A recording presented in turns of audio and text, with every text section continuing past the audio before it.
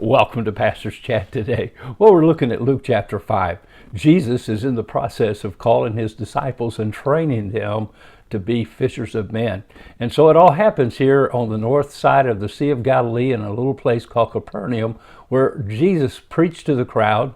Then he asked Peter to put his boat out a little ways. Then he told him to launch out in the deep. Then he told him to put out his nets for a catch. And Peter partially obeyed, put out a net, began to catch so many fish he couldn't handle them all, and calls his partners, James and John, in their boat to come and help him.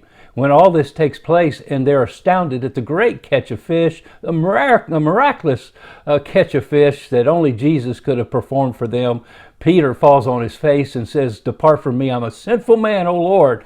And Jesus responds by saying, "Do not be afraid, Peter, for from now on you will catch men."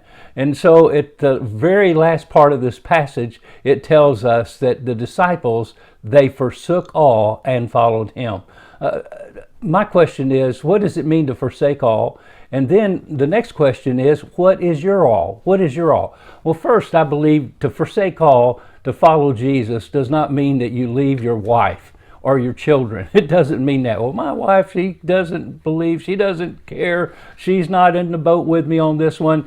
It doesn't mean you forsake her. No, the scripture teaches, 1 Corinthians 7, you love her, you care for her, and you make sure she knows that with all the love of your heart. Now, as we look at this passage, I believe with all my heart, because it means this, because the Bible teaches us that when a man and woman get married, they become one flesh. In Genesis, where Adam received his wife Eve after God created her from him, it says that man shall leave his father and mother and cleave to his wife, and they shall be one. You're one. You can't leave yourself.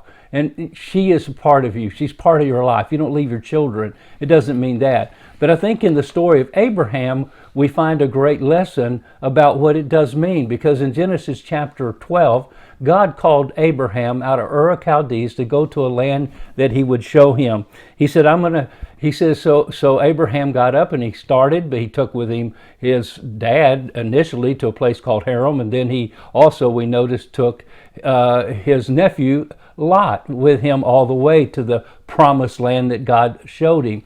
But was this the land that God was actually showing him? I don't believe so. I believe the promised land was, of course, a literal piece of land that God promised Abraham. But at the same time, it tells us in the book of Hebrews chapter 11 that by faith Abraham obeyed when he was called to go out to the place that he would receive for an inheritance, and he went out not knowing where he was going. So I think we need to point out, whenever you are intending to forsake all, it is a journey of faith. By faith, he went out, not knowing even where he was going. You don't know what the end is. You just trust the Lord day by day. You might make your plans, but the Lord directs your steps by faith. And then it says, by faith he dwelled in the land of promise as in a foreign land, dwelling in tents with Isaac and Jacob, the heirs with him of the same promise. For he waited for the city which has foundations, whose builder and maker is God. No, you know what he is looking for? He had eternity in mind. He was looking for that heavenly city. It tells us about in verse 16, but they desire a better, that is a heavenly country. Therefore God is not ashamed to be called their God, for he has prepared a city for them. Where? In heaven. Oh, he had his eyes on eternity. When you forsake all and follow Jesus, it means you enter into a relationship with Jesus Christ that's so permanent and so real that you're looking for that heavenly city called heaven. My friend, is that what you're doing? I encourage you to do that.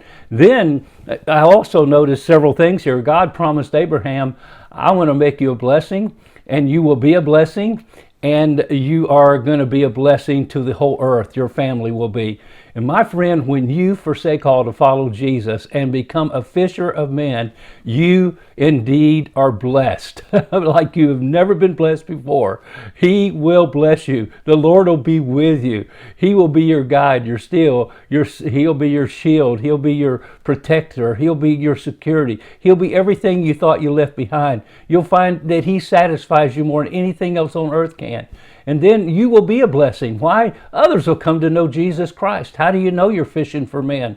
Well, are you catching any? Are there anyone else on their way to heaven because of your witness to them? And my friend, that's where you really find out what kind of disciple you are. Others are finding Jesus Christ through your life. And then the whole earth is blessed. Why? Because it spreads from generation to generation. Well, God bless you. And I trust as you think about this, you will find out what your all is, and you will follow Jesus with all your heart. God bless. Have a wonderful, wonderful day.